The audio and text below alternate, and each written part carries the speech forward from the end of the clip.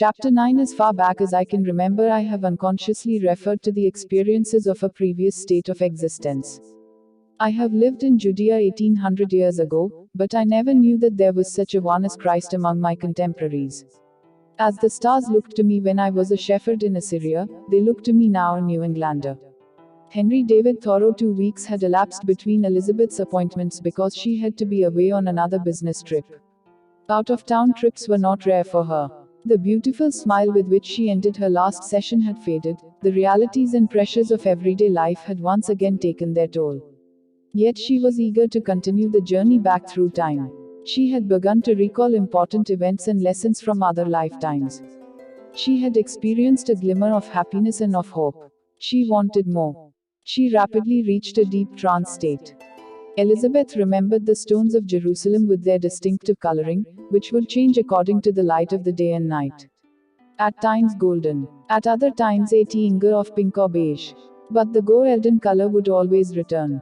She remembered her town near Jerusalem with the small dirt and rock roads, the houses, the inhabitants, their clothing, their customs.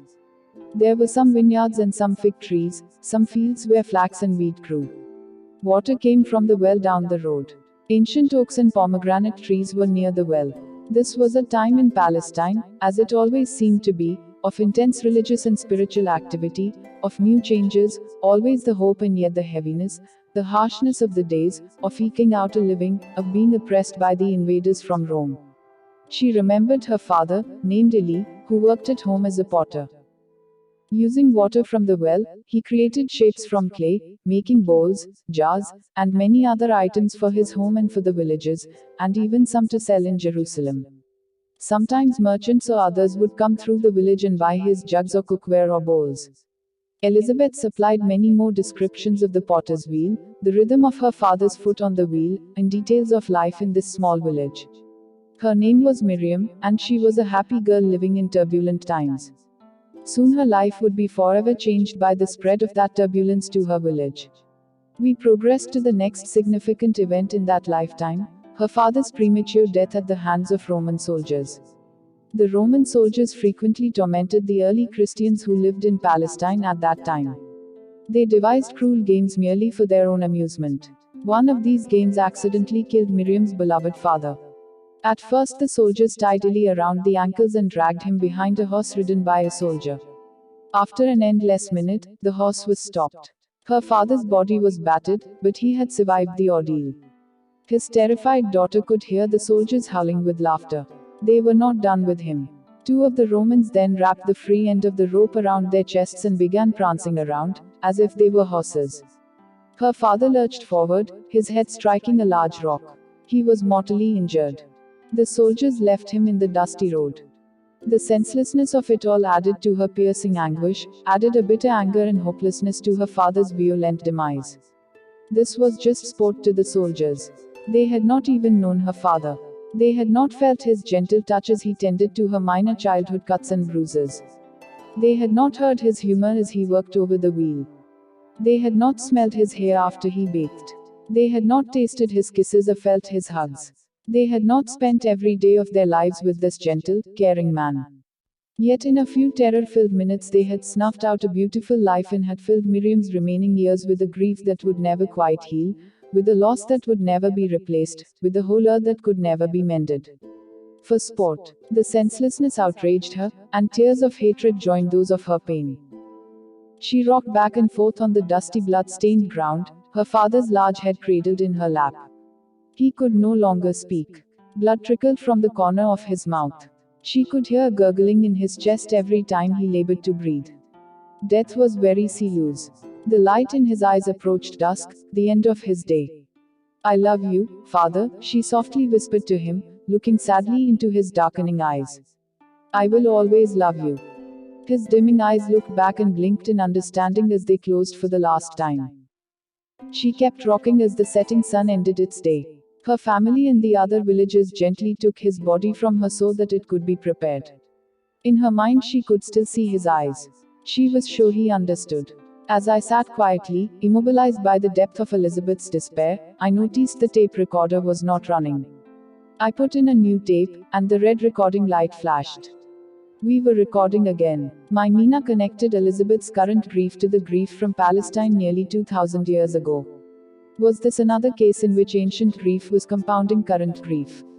Would the experience of reincarnation and knowing that there is life after death heal this grief? I returned my attention to Elizabeth. Move ahead in time. Go ahead to the next significant event in that life, I instructed. There is none, she answered. What do you mean? Nothing else happens of significance. I can look ahead. But nothing happens. Nothing at all. No, nothing, she repeated patiently. Do you marry? No, I don't live very long. I don't care about living. One don't really take care of myself. Her father's death had affected her deeply, apparently leading to a profound depression and an early death. I have left her body, Elizabeth announced. What are you experiencing now? I'm floating. I'm floating. Quote. Her voice trailed away. Soon she began to speak again, but the words were not hers. Her voice was deeper and very strong. Elizabeth could do what Catherine and very few of my other patients could do. She could transmit messages and information from the masters, high-level, non-physical beings. My first book is filled with their wisdom. I could perceive similar messages when I meditated, but the words always seemed to be more meaningful when they came from my patients. I knew that I had to develop confidence in my own abilities to hear, to receive, and to perceive these same concepts from these same sources. Remember, the voice said. Remember that you are always loved. You are always protected, and you are never alone. You also are a being of light, of wisdom, of love. And you can never be forgotten. You can never be overlooked or ignored. You are not your body, you are not your brain, not even your mind. You are spirit. All you have to do is to reawaken to the memory, to remember. Spirit has no limits, not the limit of the physical body nor of the reaches of the intellect or the mind. As the vibrational energy of spirit is slowed down so that more dense environments such as your 3D-dimensional plane can be experienced, the effect is for spirit to be crystallized and transformed into denser and denser bodies. The densest of all is the physical state. The vibrational rate is the slowest. Time appears faster in this state because it is inversely related to the vibrational rate. As the vibrational rate is increased, time slows down. This is how there can be difficulty in choosing the right body, the right time of re-entry into the physical state. Because of the disparity of time, the opportunity might be missed. There are many levels of consciousness, many vibrational states. It is not important that you know all of these levels. The first level of the 7 is that which is most important to you. It is important to experience in the first plane rather than to abstract and intellectualize about the higher planes. Eventually you will have to experience them all. Your task is to teach of experience, to take that which is belief and faith and transform it into experience so that the learning is complete, because experience transcends belief. Teach them to experience. Remove their fear. Teach them to love and to help one another. This involves the free will of others. But to reach out with love, to reach out with compassion, to help others, this is what you must do on your plane.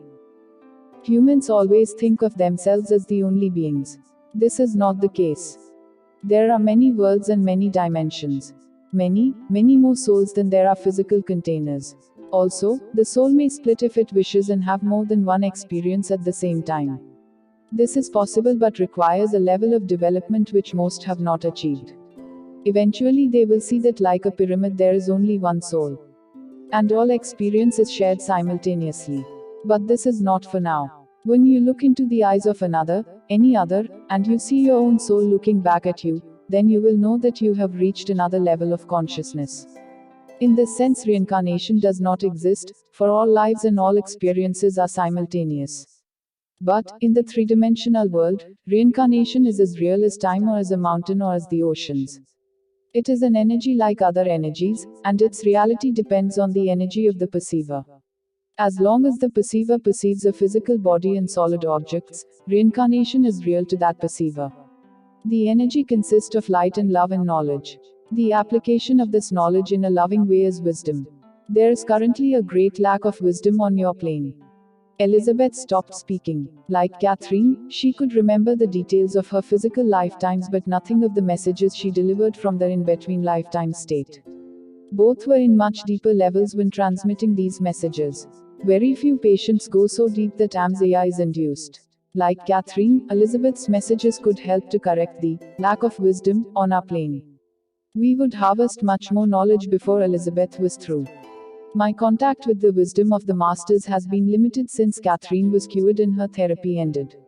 Yet in an occasional, unbelievably vivid, nearly lucid dream I will receive more information, such as the lectures near the end of many lives, many masters. And sometimes the messages come when I am in a deeply meditative dreamlike state. For example, a system of psychotherapy for the 21st century was laid out for me, a system that is psycho-spiritual in nature and which could supplant the tired techniques of the past. The messages and images crowded my brain at great speed with a flitting, brilliant celerity. Unfortunately, I could not tape record my mind, the receiving station.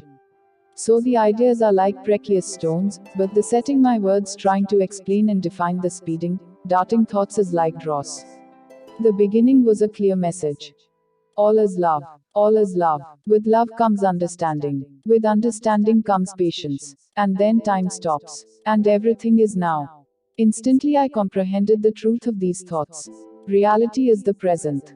Dwelling in the past or future causes pain and illness. Patience can stop time. God's love is everything. I could also immediately comprehend the healing power of these thoughts. I began to understand. Love is the ultimate answer. Love is not an abstraction but an actual energy, or spectrum of energies, which you can create and maintain in your being. Just be loving. You are beginning to touch God within yourself. Feel loving. Express your love. Love dissolves fear. You cannot be afraid when you are feeling love. Since everything is energy, and love encompasses all energies, all is love. This is a strong clue to the nature of God. When you are loving and unafraid, you can forgive. You can forgive others, and you can forgive yourself. You begin to see with the proper perspective. Guilt and anger are reflections of the same fear. Guilt is a subtle anger directed inward. Forgiveness dissolves guilt and anger. They are unnecessary, damaging emotions. Forgive. This is an act of love. Pride can get in the way of forgiving. Pride is one manifestation of ego. Ego is the transient, false self. You are not your body. You are not your brain. You are not your ego. You are greater than all of these. You need your ego to survive in the three-dimensional world, but you need only that part of the ego which processes information. The rest, pride, arrogance, defensiveness, fear, is worse than useless. The rest of the ego separates you from wisdom, joy, and God. You must transcend your ego and find your true self. The true self is the permanent, deepest part of you. It is wise, loving, safe, and joyful. Intellect is important in the three-dimensional world, but intuition is more important. You have reversed reality and illusion. Reality is the recognition of your immortality, divinity, and timelessness. Illusion is your transient three-dimensional world. This reversal is damaging to you. You yearn for the illusion of security instead of the security of wisdom and love. You yearn to be accepted when, in reality, you can never be rejected. Ego creates illusion and hides truth. Ego must be dissolved, then truth can be seen. With love and understanding comes the perspective of infinite patience. What is your hurry? There is no time anyway, it only feels that way to you. When you are not experiencing the present, when you are absorbed in the past or worried about the future, you bring great heartache and grief to yourself. Time is an illusion, too. Even in the three-dimensional world, future is only a system of probabilities. Why do you worry so? Therapy can be done to the self-understanding is therapy. Love is the ultimate therapy. Therapists, teachers, and gurus can help, but only for a limited time. The direction is inward, and sooner or later the inward path must be trod alone. Although in reality you are never alone. Measure time, if you must, in lessons learned, not in minutes or hours or years. You can cure yourself in 5 minutes if you come to the proper understanding. Or in 50 years. It is all the same thing. The past must be remembered and then forgotten. Let it go. This is true for childhood traumas and past life traumas. But this is also true for attitudes, misconceptions, belief systems drummed into you, for all old thoughts. Indeed, for all thoughts. How can you see freshly and clearly with all those thoughts? What if you needed to learn something new? With a fresh perspective. Thoughts create the illusion of separateness and difference. Ego perpetuates this illusion, and this illusion creates fear, anxiety, and tremendous grief. Fear, anxiety, and grief in turn create anger and violence. How can peace exist in the world when these chaotic emotions predominate? Just unravel. Go back to the source of the problem. You are back to thoughts, old thoughts. Stop thinking. Instead, use your intuitive wisdom to experience love again. Meditate. See that everything is interconnected and interdependent. See the unity, not the differences. See your true self. See God. Meditation and visualization will help you stop thinking so much and will help you begin the journey back. Healing will occur. You will begin to use your unused mind. You will see. You will understand. And you will grow wise. Then there will be peace. You have a relationship with yourself as well as with others. And you have lived in many bodies and in many times. So ask your present self why it is so fearful. Why are you afraid to take reasonable risks? Are you afraid of your reputation, afraid of what others think? These fears are conditioned from childhood or before. Ask yourself these questions: what's to lose? What is the worst that can happen? Am I content to live the rest of my life this way? Against a background of death, is this so risky? In your growth, do not be afraid of evoking anger in other people. Anger is only a manifestation of their insecurity. But fearing this anger can hold you back. Anger would be merely stupid if it didn't create so much grief. Dissolve your own anger in love and forgiveness. Do not let depression or anxiety hold you back in your growth. Depression is losing perspective, forgetting, and taking things for granted. Sharpen your focus. Reset your values. Remember what should not be taken for granted. Shift your perspective, and remember what is important and what is less important. Get out of the root. Remember to hope. Anxiety is being lost in the ego. It is losing one's boundaries. There is a dimly remembered loss of love, a wounding of pride, a loss of patience and peace. Remember, you are never alone. Never lose the courage to take risks. You are immortal. You can never be hurt. Sometimes the messages are much less psychological and seem to be from an older, more didactic source. The style is quite different. It is almost as if I am taking dictation. There are many types of karma, debts to be balanced. Individual karma pertains to the entity's own obligations, those unique to him. But there is also group karma, the collective debts of his group, and there are many groups. Religions, races, nationalities, and so on. At a larger level, there is planetary karma, which will in time affect the planet's destiny and outcome. In group karma, not only are individual debts accumulated and worked through, but the outcome is eventually applied to the group, country, or planet. The application of such group karma determines the future of the group or country.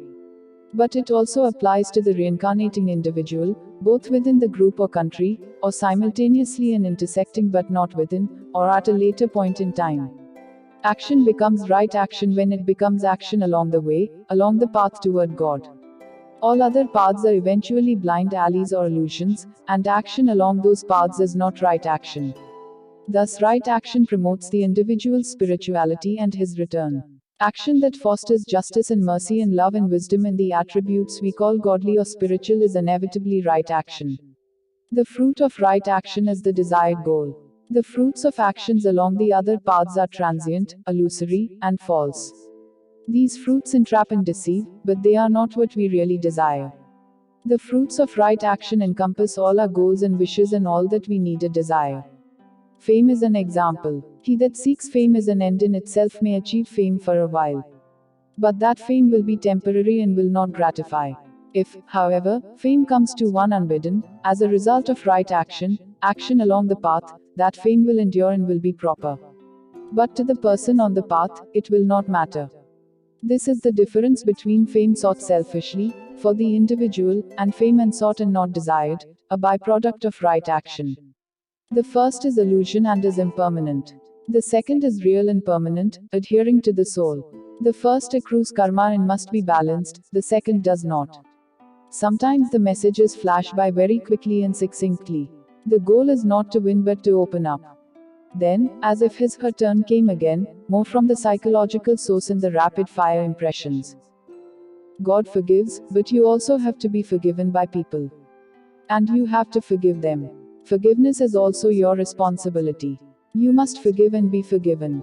Psychoanalysis does not repair the damage. You still have to go beyond understanding and make changes, improve the world, repair relationships, forgive others, and accept their forgiveness. Being active in seeking virtue is of the utmost importance. Lip service is not enough. Intellectual understanding without applying the remedy is not enough. Expressing your love is.